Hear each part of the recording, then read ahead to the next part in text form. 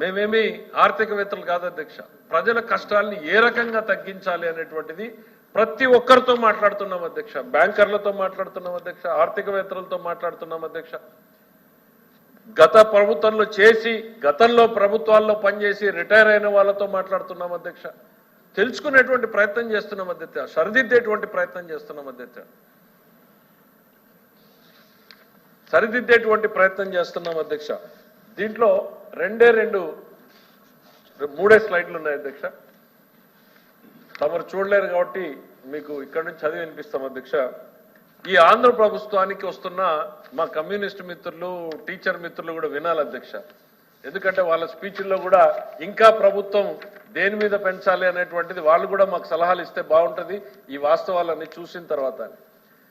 Only last figures చూడమంటున్నారు అధ్యక్ష. ఆంధ్రప్రదేశ్ ఎక్కడుంది, తెలంగాణ ఎక్కడుంది, మనకు ఎందుకంటే కంపారబుల్ మనకే ఉన్నాయి కాబట్టి రాష్ట్రానికి వస్తున్న మొత్తం ఆదాయం ఎంత 24-25లో ఆంధ్రప్రదేశ్కి వస్తున్నది 1,01,985 కోట్లు, అంటే 1,02,000 కోట్లు ఆంధ్రప్రదేశ్ ఆదాయం అధ్యక్ష. తెలంగాణకు వస్తే ఎంత ఉందంటే 1,73,000 కోట్ల ఆదాయం ఉంది అధ్యక్ష. ఉద్యోగస్తుల జీతభత్యాల మీద ఎంత ఖర్చు పెడుతున్నాం అనేటువంటిది దీంట్లో పెట్టాం అధ్యక్ష. 89,000 కోట్ల రూపాయలు ఆంధ్రప్రదేశ్ ఖర్చు పెడుతోంది, అంటే 87% ఖర్చు పెడుతున్నాం. తెలంగాణకు వచ్చినప్పటికి 51,000 ఖర్చు పెడుతోంది, 31% ఖర్చు పెడతా ఉన్నారు. ఫిగర్స్ మనం ఆడిటెడ్ ఫిగర్స్ తీసుకున్నాం. ఒకవేళ పెరుగుంటే ఇంకొక 5,000 6,000 వాళ్ళకు కూడా పెరుగుండొచ్చు. డిఫరెన్స్ చూడండి అధ్యక్ష. 22-23లో 100% పెట్టాం అధ్యక్ష. అంటే మనకి ఎంత ఆదాయం వచ్చిందో మొత్తం ఆదాయాన్ని కూడా జీతభత్యాలకే ఖర్చు పెట్టినటువంటి పరిస్థితి అధ్యక్ష. దాన్ని ఇవాళ 87% అధ్యక్ష. అంటే జీతాలు ఇవ్వడానికి తప్ప ఈ రాష్ట్రంలో ఏ ఒక్క పని చేయడానికి కూడా ఇప్పుడు రాష్ట్ర ప్రభుత్వం చేస్తున్నటువంటి ఆదాయం సరిపోదు అధ్యక్ష. ఈ వాస్తవాన్ని అందరూ కూడా గమనించాలి అధ్యక్ష. Next slide.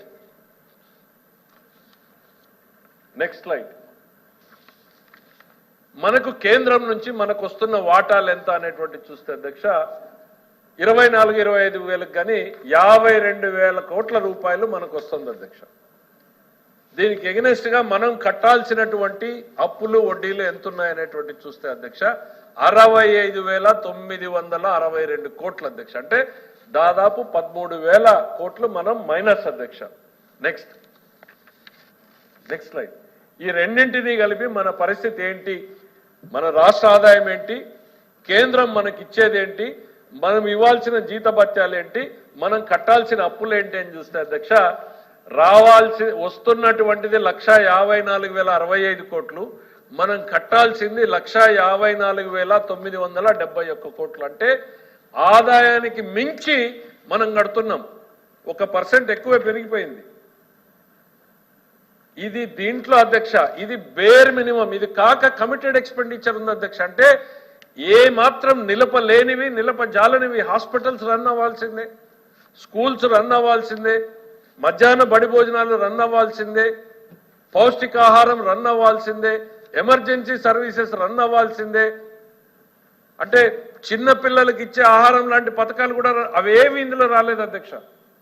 కేవలం జీతభత్యాలు, అప్పులు, వడ్డీలకి మాత్రమే మనకు వస్తున్నటువంటి ఆదాయం మొత్తం సరిపోతుంది అధ్యక్ష. మరి నెక్స్ట్, ఎందుకు తెలంగాణకి మనకి ఇంత డిస్పారిటీ వచ్చింది? ఎక్కువ ఫిగర్లేకి నేను పోదలుచుకోలేదు అధ్యక్ష, గ్రాఫ్ ఎలాబరేట్గా ఉన్నా కూడా 2014-19, 19-24 మధ్య మేము సంపద సృష్టిస్తామని చంద్రబాబు నాయుడు గారు పదే చెప్తుంటారు. ప్రజలు కూడా అనుమానాలు లేవనెత్తుతుంటారు, ఏంటి సంపద సృష్టి అనేటువంటిది. నిజంగా ఎందుకనంటే అధ్యక్ష మనం కూడా వాస్తవానికి తెలుసుకోవాలి అధ్యక్ష.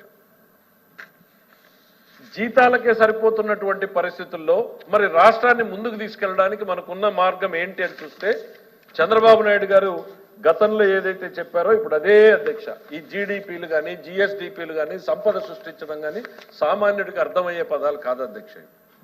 సామాన్యుడికి అర్థమయ్యేటువంటి భాషలో నేను చెప్పాలనుకుంటున్నది అధ్యక్ష, నా ఊర్లో నాకు 5 ఎకరాలు ఉంది అధ్యక్ష. నా 5 ఎకరాల్లో నేను వేరుశెనగ వేస్తే 50 బస్తాలు పండిస్తాను అధ్యక్ష. నాకు ఆదాయం ఎంత వస్తుంది అధ్యక్ష? ఆ 50 బస్తాలు మార్కెట్లో అమ్ముకునేది నా ఆదాయం. ఒకవేళ దాని మీద నేను అప్పు తీసుకోవాలి అనుకునేటువంటి పరిస్థితి వస్తే 50 బస్తాల మీద కూడా ఈడు కదా అధ్యక్ష, వాళ్ళు కూడా చూస్తాడు కదా రైతు పరిస్థితి ఏంటని, ఓ 15 బస్తాలు 20 బస్తాలకు సరిపడా ఇచ్చేటువంటిది నాకు అప్పు పుట్టే సామర్థ్యం అధ్యక్ష. అదే మన ఎఫ్ఆర్బిఎం లిమిట్ అధ్యక్ష. మన జిఎస్డిపి నా 50 బస్తాలు నా జిఎస్డిపిలో జీడిపిలో అనుకుంటే నాకు అప్పు పుట్టే ఎఫ్ఆర్బిఎం లిమిట్ ఎంత అంటే ఆ 10 బస్తాలకు 15 బస్తాలకు సంబంధించి. ఇక్కడ మీరు ఎగ్జాంపుల్ ఒక్కటి చూడండి అధ్యక్ష. చంద్రబాబు నాయుడు గారు 14-19లో ఉన్నప్పుడు రాష్ట్రం 13.5% అభివృద్ధి చెందింది అధ్యక్ష. 19-24కు వచ్చేటోడికి 10% పడిపోయింది అధ్యక్ష. ఈ 3% ఎంత తేడా మన జీవితాల్లో వస్తుంది అని అంటే, నేను 50 బస్తాలు పండించే దగ్గర కష్టపడి 80 బస్తాలు పండించాను అనుకోండి అధ్యక్ష, ఆదాయం పెరిగినట్టే కదా అధ్యక్ష. అంత మేరకు నాకు అప్పు పుట్టే సామర్థ్యం పెరిగినట్టే కదా అధ్యక్ష. అంత మేరకు నా పెట్టుబడులు పెట్టే శక్తి పెరిగినట్టే కదా అధ్యక్ష. అప్పులు చేయడాన్ని నేను ఏ రోజు తప్పు పట్టలేదు అధ్యక్ష. ప్రతి పక్షంలో కూడా అప్పులు తేవాల్సిందే, అయితే అభివృద్ధి మీద పెట్టాలి, ప్రొడక్టివ్ ఇన్వెస్ట్మెంట్ పెట్టాలి అనేది నేను చెప్తూ వచ్చాను. ఇవాళ కూడా అదే చెప్తున్నా అధ్యక్ష. ఈ 50 బస్తాలు పండించే దగ్గర నేను కష్టపడి 80 బస్తాలు పండిస్తే నాకు అంత మేరకు ఉత్పత్తి ఆదాయం పెరుగుతుంది, అంత మేరకు నా అప్పు కెపాసిటీ పెరుగుతుంది, అంత మేరకు నాకు పెట్టుబడి పెరుగుతుంది అధ్యక్ష.